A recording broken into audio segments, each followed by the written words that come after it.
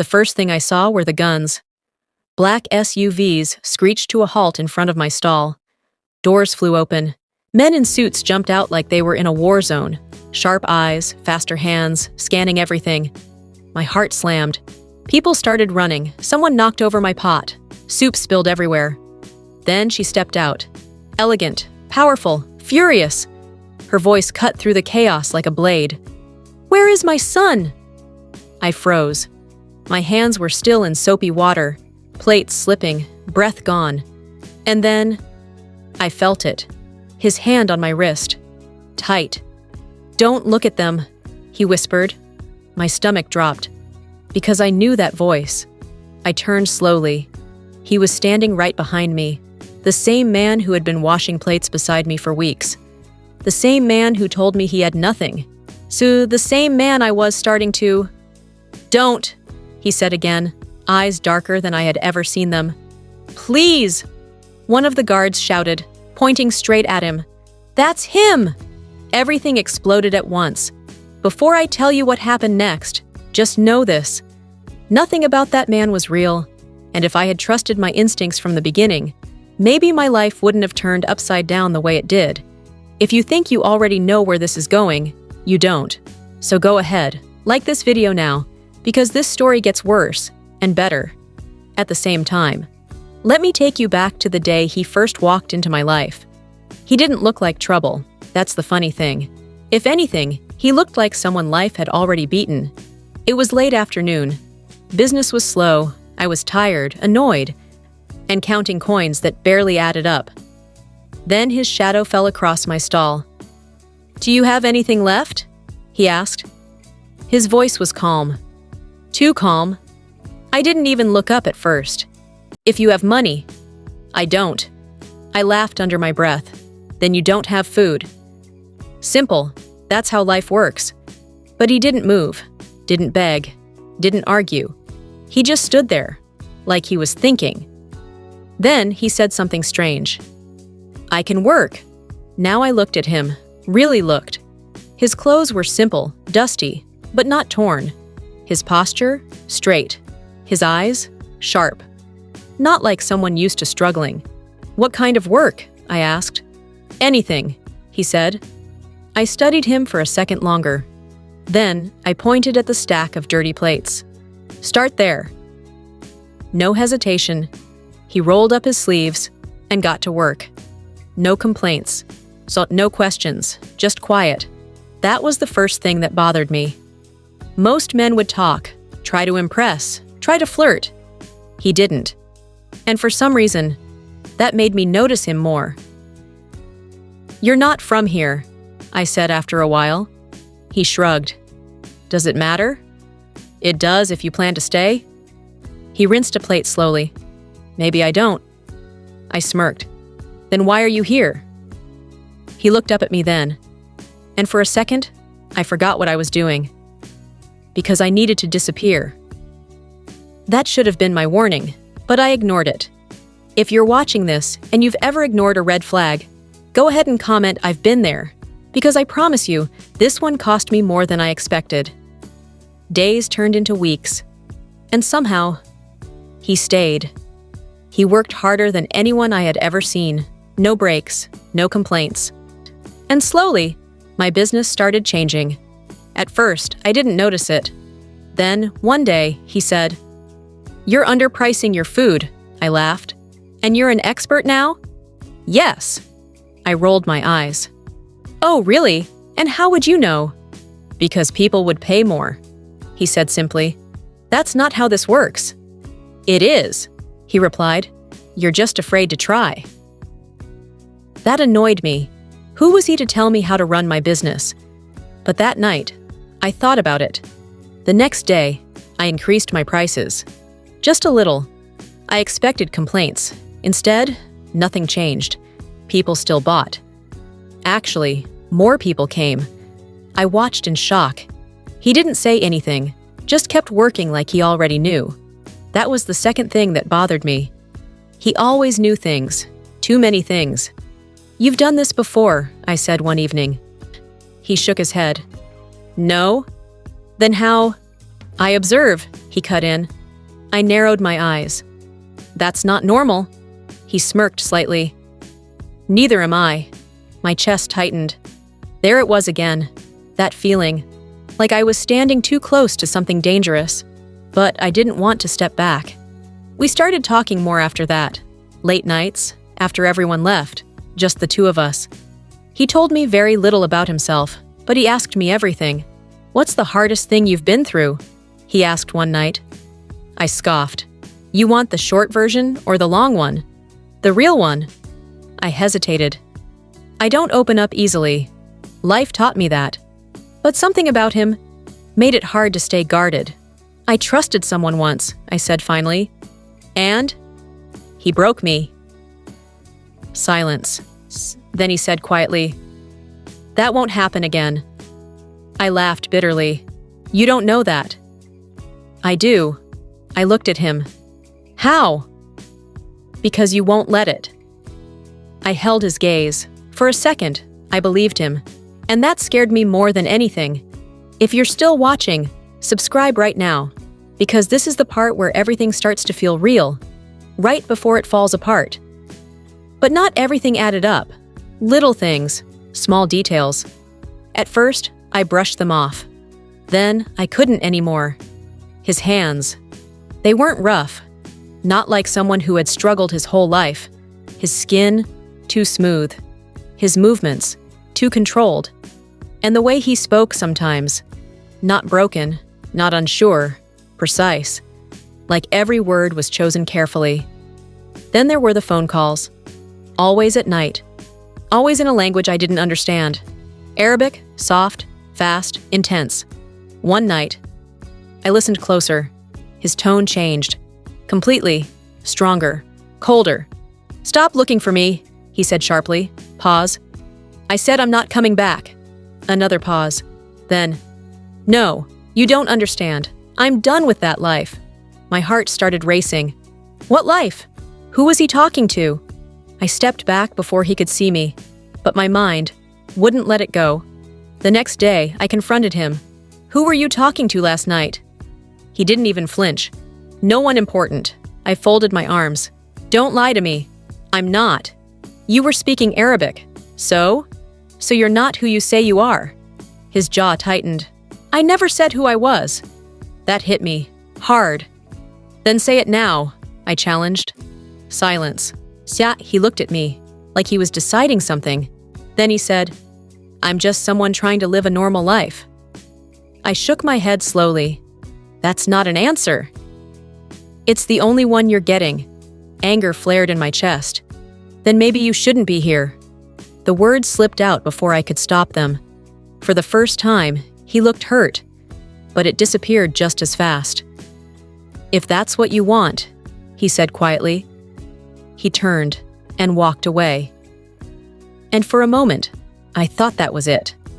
I thought he was gone, but something inside me didn't want that.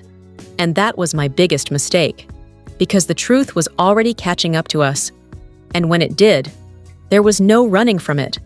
Later that day, I just saw him. Get down! He grabbed me so fast my back hit the wall behind the stall. A glass bottle shattered where my head had been a second earlier. People screamed. Chairs flipped. Footsteps running. My ears rang. What is happening? I shouted. His grip tightened. His eyes were scanning everything, sharp, focused, different. Stay behind me, he said. That was the moment I knew. This wasn't just some man hiding from his past. His past was dangerous. Two men pushed through the crowd, not locals. Their eyes locked on him instantly. There he is. My stomach dropped. He stepped forward, putting himself between me and them. You shouldn't have come here, he said calmly. One of them smirked. You think you can disappear forever? I'm not going back. You don't have a choice. I grabbed his arm. What are they talking about? Go inside, he said without looking at me. I'm not leaving. Go! He snapped. I froze. That tone. I had never heard it before. I stepped back slowly, heart pounding, but I didn't go far. I stayed just enough to hear. Your family is done playing games, the man said. You've embarrassed them long enough. I told them I'm done, he replied. You don't get to be done. Silence. Then the second man leaned closer. Do you know what happens when a prince forgets his place? My breath caught. Prince? I felt like the ground shifted under me. Before I could process it, everything exploded again. He moved first, fast, too fast, a punch, a twist. One of the men hit the ground hard. The other reached into his jacket. I screamed, but he was quicker. He disarmed him like it was nothing. Within seconds, both men were down, unconscious. And he was standing there, breathing steady, like it was normal, like he had done this 100 times. I stared at him. You're a prince? He didn't answer. That silence said everything.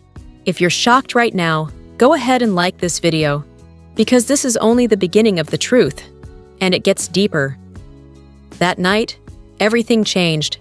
We didn't speak for a long time. He sat outside. I stayed inside, but the distance between us felt louder than any argument. Finally, I couldn't take it anymore. I stepped out. You lied to me. He didn't look up. I didn't lie. I laughed bitterly. You let me believe you were nothing. I am nothing here. Stop it, I snapped. Stop twisting words. Silence. Then he looked at me. For the first time, I saw it clearly. Not the man who washed plates. Not the quiet stranger, but someone else. Someone powerful. Someone used to control. I left that life, he said slowly, for a reason. Then tell me, I demanded. Tell me the truth. He hesitated, and that hesitation hurt more than anything. I can't tell you everything. That broke something inside me. I stepped back. Of course you can't. That's not what I trusted you, I shouted. I defended you. I stood by you when nothing made sense. I never asked you to. The words hit like a slap. We both froze. He realized it immediately. I didn't mean... No, I said quietly. You did. Silence stretched between us. Cold. Heavy. I was just part of your escape, I continued. A place to hide. That's not true. Then what am I? I challenged. He stepped closer. You're the only real thing I've had in a long time. My chest tightened, but I didn't let it soften me. Then why test me? I asked. Why pretend? Because I needed to know, he said. If someone could care about me, without all of that. I shook my head slowly. That's not love. That's manipulation. His jaw clenched. I was trying to protect something real. And you destroyed it anyway. If you've ever been in a situation where someone lied for a reason, comment below. I want to know, would you forgive this? The next few days, we barely spoke. He still came, still worked. But something was gone. The ease, the laughter. Everything felt fragile. And then things got worse. I overheard it by accident. 2 men talking near the back of the market. They confirmed it, one said. That's him. My heart stopped. You're sure? Yes, the prince, the one who disappeared. A pause. Then, do you know how much money his family would pay? My blood ran cold. We could take him. I stepped closer, barely breathing. No one would even know. When? Soon. My hands started shaking. This wasn't just about secrets anymore. This was life or death. I ran straight to him. They know, I said, breathless. They're planning something. He didn't look surprised. I know. I stared at him. You know? I've been watching them. Then why are you still here? Because leaving now won't stop it. I grabbed his shirt. You could get killed. I've faced worse. This isn't a game. I know. Then act like it. He looked at me, steady. I won't run again. That scared me, more than anything. Then what do you want me to do? I asked. Stay out of it. I laughed in disbelief. After everything? Yes. No, I said firmly. I'm already in it. He stepped closer. Then listen to me, he said quietly. If anything happens, you walk away. You don't look back. My throat tightened. I'm not leaving you. You have to. I won't. Silence. Then he said something that broke me all over again. You don't get to choose that. I stepped back. Watch me.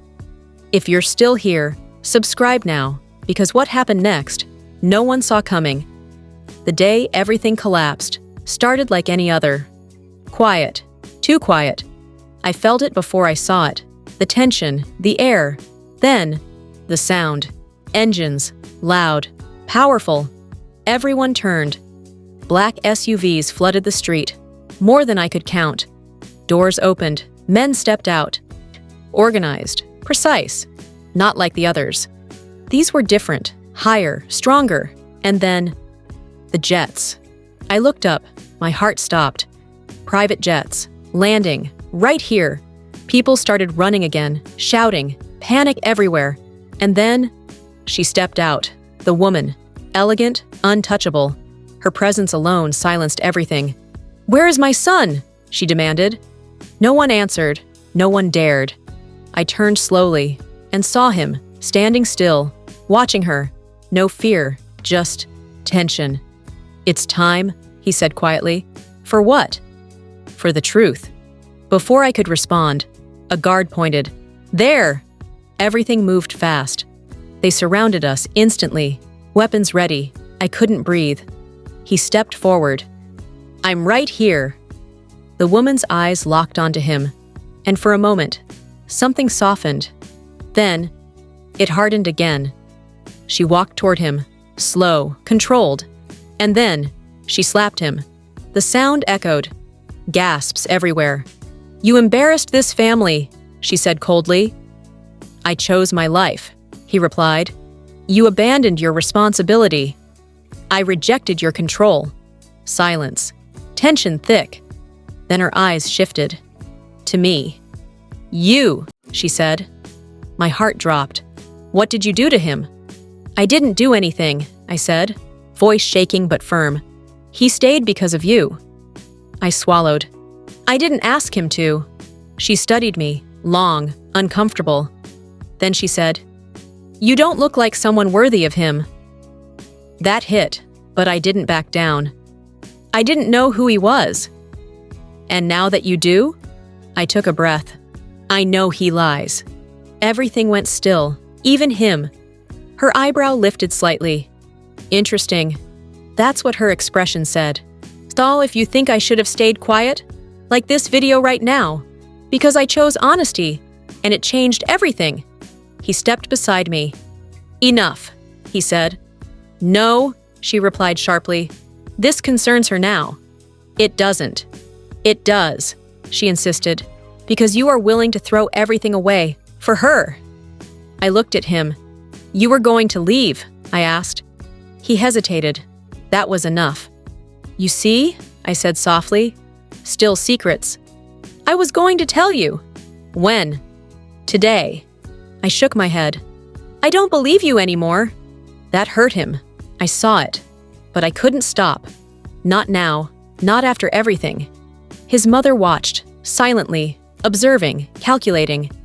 Then she said something unexpected. Good. We both turned to her. You speak your mind, she continued. That is rare. I frowned. I don't care about being rare. I know, she said. That's why you matter. Confusion hit me. Fast. She turned to him. This is what you chose? Yes. Then prove it. He straightened. I already have. No, she said coldly. You ran. Silence. You don't get to claim strength after hiding, she continued. He clenched his fists. I didn't hide. You washed dishes. I lived. You escaped. I survived. Tension exploded again. Then she turned to me. Do you love him? The question hit hard. I hesitated. Everything inside me conflicted. Yes, I said finally, but I don't trust him. Silence. Heavy. Real. She nodded slowly. Good. Again, that word. Good. If you trusted him after all this, she continued, I would have sent you away immediately. I blinked. What? Blind loyalty is weakness, her gaze sharpened. But strength, she added, is staying and demanding truth. I didn't know what to say. Then she gave the final challenge. If you walk with him, she said, your life will never be simple again. I looked at him, then at her. I don't need simple, I replied. I need real. Silence. Long. Then he spoke. No more lies, he said. I promise. I held his gaze. Last chance, I said quietly. Take it or leave me. He stepped closer, took my hand. This time, you choose everything. I squeezed his hand slightly. Then we do it together. If you made it this far, you're not normal. You're invested. So go ahead, subscribe, like, and tell me in the comments. Would you have walked away or taken that step with him?